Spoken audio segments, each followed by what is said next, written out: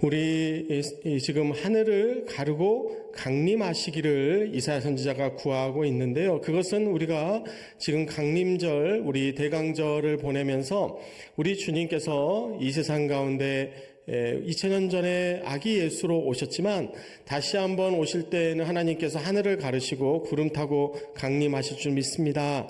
우리가 그것을 원하고 기다리는 것처럼 이사야 선지자도 이사야 64장에서 그것을 원하고 있었고요. 하나님께서는 어떻게 강림하시느냐, 하늘을 가르신다라고 할 때 이 가르다에 해당되는 히브리어 카라타라고 하는 이 히브리어는 원래 그 원어의 의미가, 본래 의미가 찢어버리다라는 의미를 같이 갖고 있습니다. 그래서 하나님은 어떻게 임하십니까? 하늘을 찢고 강림하신다라고 하는 것이죠. 우리는 이 단어를 신약에서 발견하게 되는데요. 마태복음 27장 51절입니다. 이에 성소 휘장이 위로부터 아래까지 찢어져 둘이 되고 땅이 진동하며 바위가 터지고. 아멘. 이 말씀이 어떠한 장면입니까? 다 아시다시피 예수 그리스도께서 십자가 순환을 당하실 때 바로 성소 휘장이 찢어졌다라고 하는 것이죠. 그 성소 휘장이 위에서부터 아래까지 찢어진 것처럼 지금 하늘을 찢어버리시고 하나님께서 다시 오시겠다라는 약속이고요. 그것은 여기 27장 51절에서 땅이 진동하였다라고 하는 것처럼 오늘 본문 54장 1절에서도 산들이 진동했다라고 말씀 주고 있습니다. 그래서 우리 예수 그리스도께서 2000년 전에 사람의 몸으로 이 땅 가운데 오셔서 십자가에서 우리의 모든 죄를 다 씻으시고 하나님의 어린 양으로서 우리 인류를 다 구원 계획을 완성하신 것처럼 그 모든 것을 이제 다시 하늘을 가르시고 구름 타시고 임하시는 그 재림의 때에 이 모든 구원 역사가 완수될 것이라는 것, 이제 모든 것을 하나님께서 다 완벽하게 이루어내시는 줄 믿습니다. 우리가 그 강림하심을 기다리는 대림절을 보내고 있기 때문에 오늘 본문이 더 의미가 있고요. 그 하나님의 임재는 2절에서 어떻게 말씀하십니까? 불이 섭을 사르고 불이 물을 끓임 같게 하신다라고 하는 것이죠. 지금 이 세상이 하나님을 그들이 집중하지 않고 하나님 앞에 그들이 나오지 아니하고 때로는 그들이 복음을 또 교회를 이렇게 간과하고 있는 이유는 하나님께서 계시지 않는다고 착각하고 하나님께서 눈에 보이지 않고 뚜렷하게 세상 사람들이 나타내 보이지 않으시는 것 같으니까 그들은 하나님의 임재가 꽤 멀다, 없다라고 착각하고 있지만 그렇지 않습니다. 하나님께서는 모든 인류를 구원하시기 위해서 모든 죄인을 하나님께서는 하나님의 인내로서 길이 참으시고 계시기 때문에 하나님의 재림이 늦어지고 있는 것이죠. 하나님의 임재가, 하나님의 심판이 임하기를 시작하시면 바로 불이 섭을 사르며 불이 물을 끓임같이 그것은 급속하게 분명하게 나타내 보여주실 줄 믿습니다. 그렇게 되면 주의 이름을 알게 하신다라고 하는 것처럼 하나님 여호와 하나님의 이름의 계시가 온 세상 가운데 분명하게 나타나게 될 것이고요. 바로 이방 나라들로 주 앞에서 하나님의 권능 아래 여호와 하나님의 그 만군의 여호와 전능하신 하나님의 권능 아래 온 세계가 그 앞에 무릎 꿇고 떨게 될 줄 믿습니다. 또한 3절 말씀에서요, 그렇게 주님께서 강림하시면 우리가 생각하지 못한 두려운 일들을 행하신 것이다 라고 우리가 보게 되는데, 여기에서 이 두려움에 해당되는 히브리어 원어의 의미는 경외 또는 하나님의 두려운 그 위험하심을 말씀하고 있습니다. 우리 하나님은 그 하나님의 근엄하심과 위엄을 생각해 보면 우리 인간은 그 앞에 하나님이 두려운 줄 알고 겸손하게 하나님 앞에 우리가 나아가야 할 줄 믿습니다. 그렇게 하나님께서 강림하셔서 우리가 생각하지 못한 두려운 일을 행하시던 그때에는 산들도 주 앞에서 진동한다라고 3절이 이야기하시는데요. 또한 4절에서 무엇이라고 고백합니까? 우리 4절 같이 읽겠습니다. 읽습니다. 주 외에는 자기를 앙망하는 자를 위하여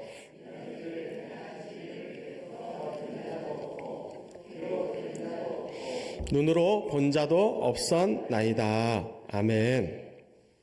4절에서 주목하고자 하는 하나의 단어는 주 외에는 다른 신이, 그런 행한 신이 없다라고 하는 것입니다. 우리 주님밖에는 없는 줄 믿습니다.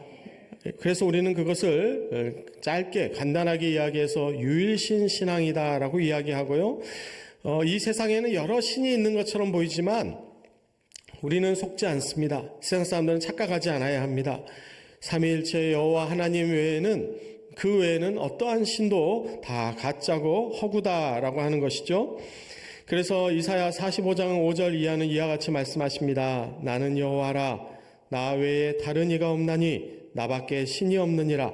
너는 나를 알지 못하였을지라도 나는 내 띠를 동일 것이요 해 뜨는 곳에서든지 지는 곳에서든지 나밖에 다른 이가 없는 줄을 알게 하리라.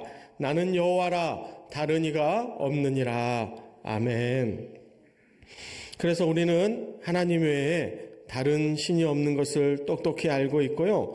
우리는 세상에 많은 사람들이 가짜 신에 속아서 길을 헤매고 있을 때 우리는 참된 빛 되시는 예수 그리스도 앞에 그 모든 길을 잃은 불쌍한 영혼들, 죽어가는 영혼들을 우리가 다 건져내야 할 줄 믿습니다. 이 하나님께서는 어떻게 하셨습니까? 오늘 다시 4절 본문으로 왔을 때 자기를 앙망하는 자를 위하여 이런 일을 행하셨다라고 하는데요. 그래서 우리는 주님을 앙망하는 것이 중요합니다. 우리에게 꼭 필요합니다.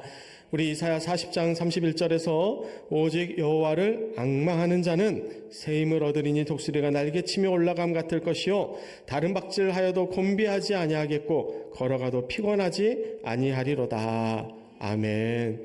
그래서 우리는 여호와를 앙망합니다. 여러분 진정으로 여호와를 앙망해 보십시오. 우리가 피곤할 일 있겠습니까? 우리가 지치고 낭망할 일 있겠습니까? 우리가 세상을 살아가다 보면 세상은 우리를 늘 두렵게 하고 우리를 좌절하게 또 포기하게 만들어 버리려고 사단 마귀는 길을 쓰지만 어떻습니까? 여호와를 앙망하기만 하면 그 모든 문제도 더 이상 문제가 되지 않는 줄 믿습니다. 왜냐하면 우리는 새 힘을 얻으니까요. 오늘 본문에서도 주님께서는 자기를 앙망하는 자를 위하여 이런 일을 행하시는 신이시다라고 분명하게 말씀해 주시는데요. 그 뒤에 이어지는 부분은요. 옛부터 들은 자도 없고 귀로 들은 자도 없고 눈으로 본 자도 없었나이다 라고 말씀해 주시는데 우리 하나님은 그만큼 대단하신 하나님이시다라고 하는 걸 다시 4절로 오시죠. 지사님 우리 방송실. 네. 우리 하나님께서는 그래서 우리 인간의 한계가 제가 이렇게 좀 말씀을 오늘 앞부분을 빨리 전하고 있는데 제가 1부 때 말씀을 전해보니까 시간이 많이 부족하더라고요. 항상 제가 지난 한 주 설교를 쉬고 우리 김재원 목사님 말씀 전해주셨는데 한 주 설교를 쉬면 좀 열정이 넘칩니다. 말씀을 그래서 그렇게 생각 안 했는데 말씀 준비를 좀 많이 했습니다. 제가 그래서 매주 이렇게 하면 어떤 루틴이 있어서 제가 조금 절제를 하는데 한 주를 쉬고 말씀을 준비하다 보니까 제가 조금 말씀을 과하게 준비해서 이게 지금 3페이지가 넘어가니까요. 제가 빨리 말을 해야 뒤에 항상 하이라이트는 뒤에 있고 항상 좋은 말씀은 뒤에 있는데 시간이 부족하면 뒤에서 말씀을 온전하게 못 전하니까 제가 1부 예배 마치고 2부 때는 더 빨리 해야겠다라고 마음을 먹어가지고 제가 좀 너무 빨리 하고 있어가지고 그런데 뒤에 중요한 거 나오니까요. 제가 속도를 어쩔 수 없이 그렇게 유지하겠습니다. 양해해 주시고 우리 이 지금 인용되는 지난 말씀들이 다 저희가 올 한 해 보았던 말씀이니까요.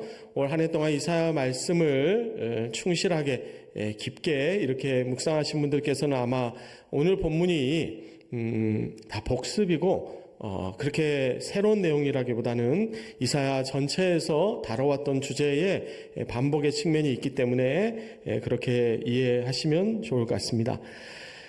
옛부터 들은 자도 없고 귀로 들은 자도 없고 눈으로 본 자도 없었다는 이 말씀은 다른 한편으로는 인간 능력의 한계를 나타내 보여줍니다. 인간의 청각과 시각, 인간의 어떤 지각도 하나님을 인식하는 데 있어서는 다 불충분할 수밖에 없다라는 사실을 성경이 분명하게 가르쳐주고 있습니다.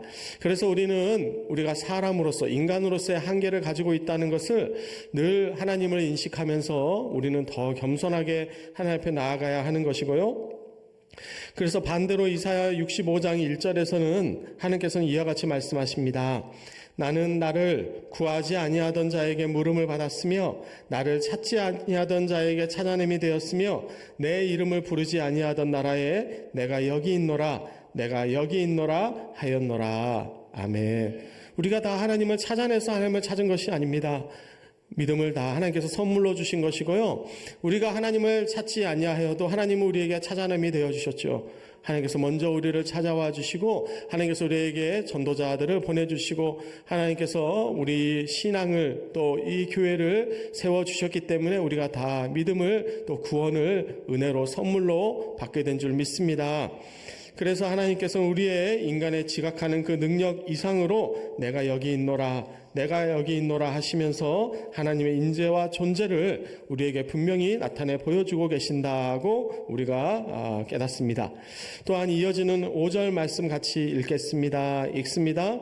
주께서 기쁘게 공의를 행하는 자와 주의 길에서 주를 기억하는 자를 선대하시거늘 우리가 범죄함으로 주께서 진노하셨사오며 이 현상이 이미 오래되었사오니 우리가 어찌 구원을 얻을 수 있으리까. 아멘. 우리 주님께서는 우리를 선대해 주신다라고 오늘 본문이 이야기하고 있는데요. 이 선대에 해당되는 히브리어 원어의 의미는 적극적으로 맞이한다라는 의미를 포함하고 있습니다. 하나님께서 저와 여러분을 적극적으로 맞이해 주시는 줄 믿습니다. 우리의 기도를 또 하나님을 찾는 우리의 그 악마하는 마음을 우리 하나님께서 선대해 주시니까 저희가 은혜를 받았고 또 구원을 받았죠. 그런데 하나님께서는 구체적으로 어떠한 대상을 맞이해 주시고 선대해 주시느냐, 오늘 본문이 이야기하는 것은 먼저 기쁘게 공의를 행하는 자입니다. 여기서 이 기쁘게 공의를 행하는 자는 단순히 그 감정이 기쁜 것이 아니고 바로 그분의 그 삶의 태도 자체가 하나님의 기쁨의 삶이 된다라고 하는 것입니다. 그리고 또한 공의를 죄송합니다. 제가 말씀을 빨리 전해야 되는데 이렇게 예배 중간에 나가는 분이 있어가지고 제가 마음이 쓰여서 흐름이 끊겼습니다. 죄송합니다.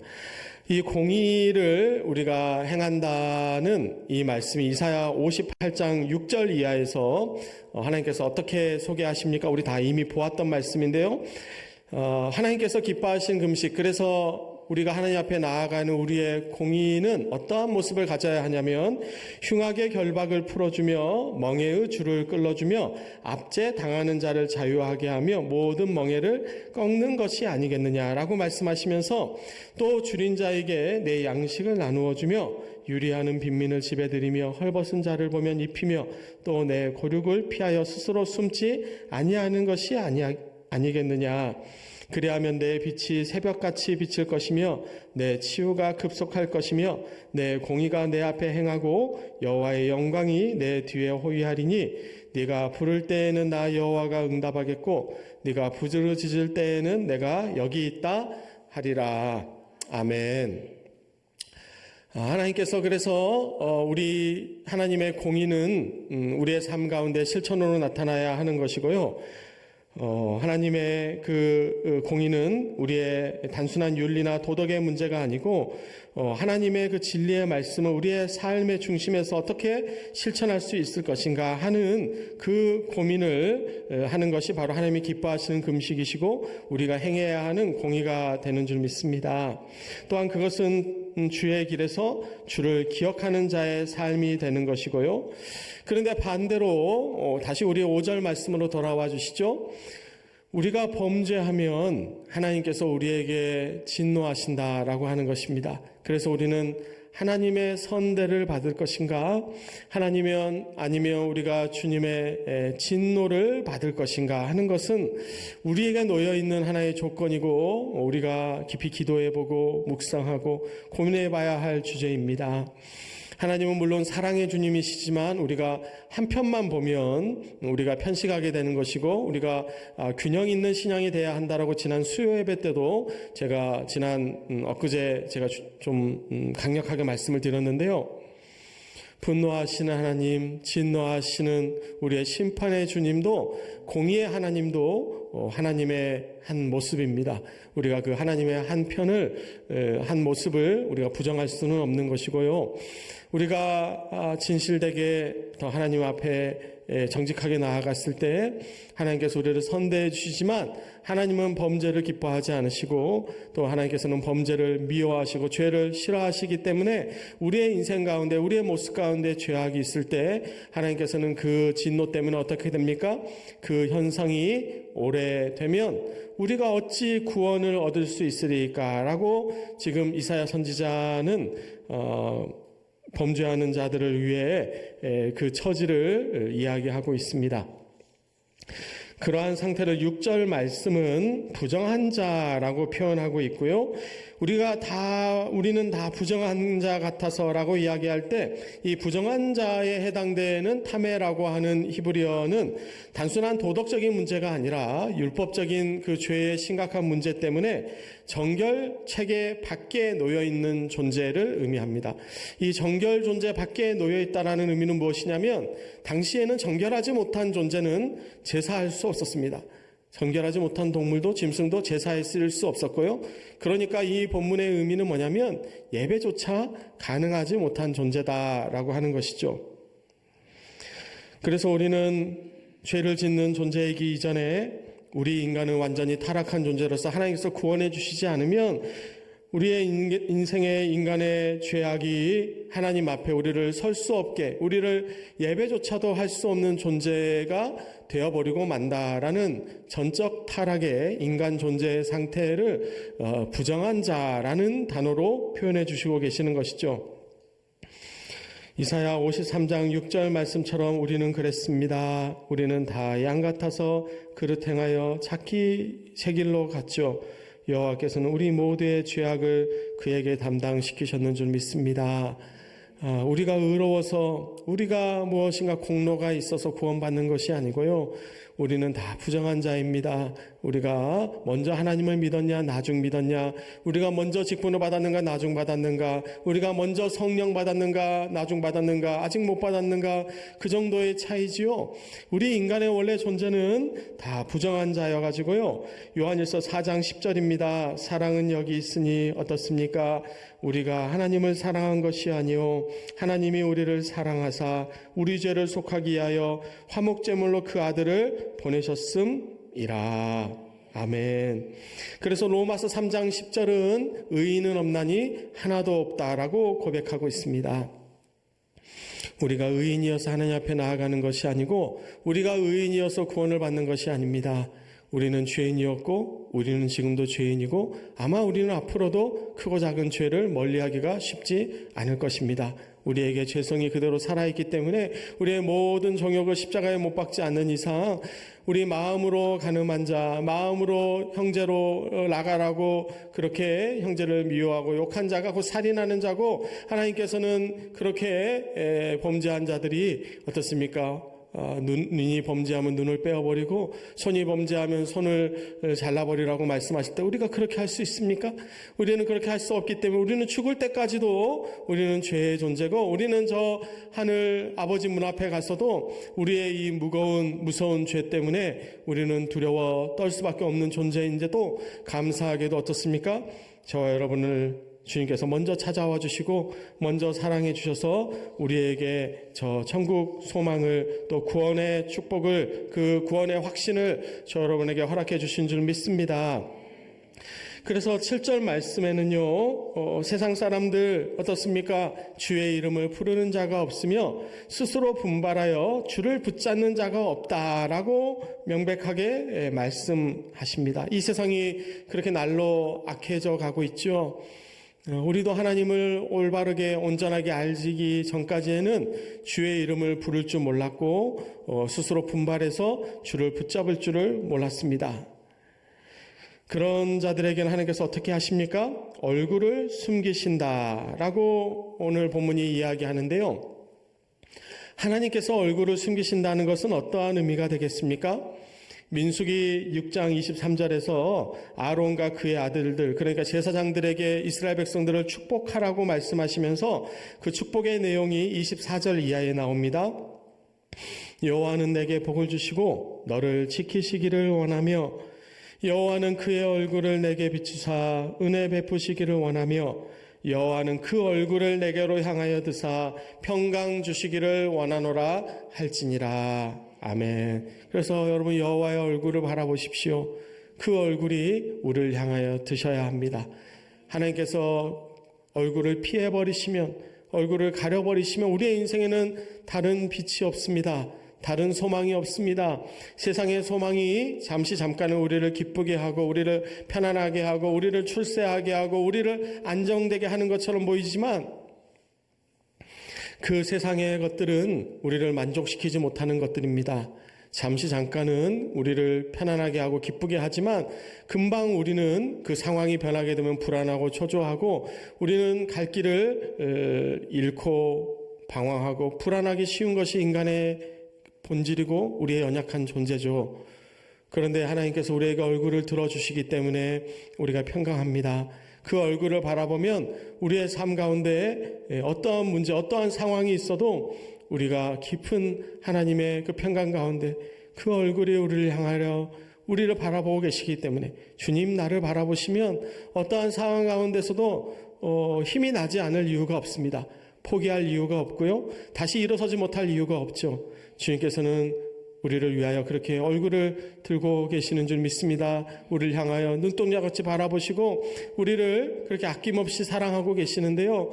이 인간의 범죄가 세상이 날로 타락함으로 오늘 본문에서는 하나님께서는 이 세상을 향하여 얼굴을 숨기시며 우리의 죄악으로 말미암아 우리가 소멸되게 하신다라는 그 안타까운 세상의 모습을 가르쳐주고 있습니다. 흑으로 사람을 만드셨잖아요. 저 여러분은 다 그래서 흙에서 왔으니 흙으로 돌아가는 다 우리는 진흙과 같은 존재입니다. 그래서 우리 하나님께서 토기장이로 우리를 빚어주실 때 또한 이 진흙에 해당되는 히브리어 호메르라고 하는 단어는 완성된 그 굳어버린 진흙이 아니라 작품의 재료가 되는 물렁물렁한 진흙을 이야기하기 때문에 여러분 어떻습니까? 우리의 인생은 지금 만들어져 가고 있습니다. 우리가 그 어떤 것도 지금 결과가 나온 것이 아니거든요.